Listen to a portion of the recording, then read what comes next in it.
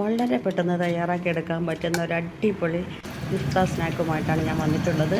എങ്ങനെ ഉണ്ടാക്കാമെന്നൊന്ന് കണ്ടു നോക്കാം. അതിനായി ഉരുളക്കിഴങ്ങ്, ക്യാരറ്റ്, കോളിഫ്ലവർ എല്ലാം സമാസമം എടുത്ത് ഒരു പാത്രത്തിലേക്ക് ഇട്ട് കൊടുക്കാം. അതിലേക്ക് ആവശ്യത്തിന് ഉപ്പും വെള്ളവും ചേർത്ത് നന്നായി ഒന്ന് വേവിച്ചെടുക്കണം. കുക്കറിൽ വേവിച്ചെടുത്താലും മതി.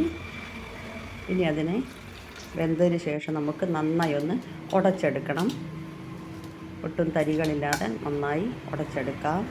ഇനി അതിലേക്ക് നമുക്ക് വേണ്ടത് വേവിച്ചെടുത്ത ചിക്കനോ ബീഫോ ആണ്. ഇത് ഉപ്പും മഞ്ഞൾപ്പൊടിയും കുരുമുളക് പൊടിയും ചേർത്ത് വേവിച്ച് പൊടിച്ചെടുത്ത ചിക്കനാണ്. അതിലേക്ക് 1/2 കപ്പ് ചീസ് ചേർത്ത് കൊടുത്തിട്ടുണ്ട്. ഇനി പച്ചമുളകും മല്ലിയിലയും ചേർത്ത് കൊടുക്കാം.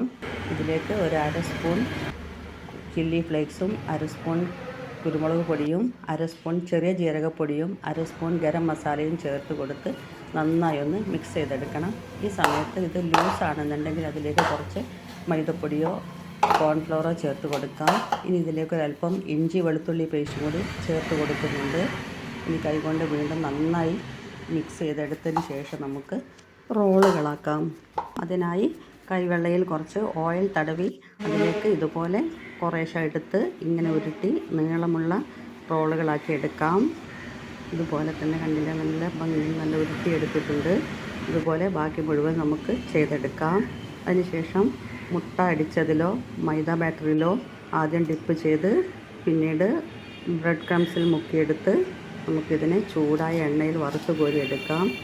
ഇതുപോലെ ചെയ്തതിന് ശേഷം നമുക്കിത് ഫ്രിഡ്ജിൽ സൂക്ഷിക്കാവുന്നതാണ്. കുറേ ദിവസം കേടാവാതെ തന്നെ ഫ്രീസറിൽ വെച്ചാൽ നമുക്ക് ആവശ്യമുള്ളപ്പോഴൊക്കെ എടുത്ത് ഗസ്റ്റൊക്കെ വരുന്ന സമയത്തൊക്കെ എടുക്കാവുന്നതാണ്.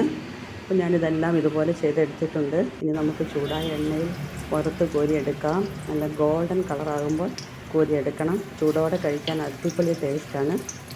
എല്ലാവരും ഒന്ന് ട്രൈ ചെയ്ത് നോക്കണേ. എന്ത് ഭംഗിയാണ് കാണാൻ, എത്ര പെട്ടെന്നാണ് തയ്യാറാക്കി എടുത്തിട്ടുള്ളത്. എല്ലാവരും ഒന്ന് ട്രൈ ചെയ്ത് നോക്കൂ.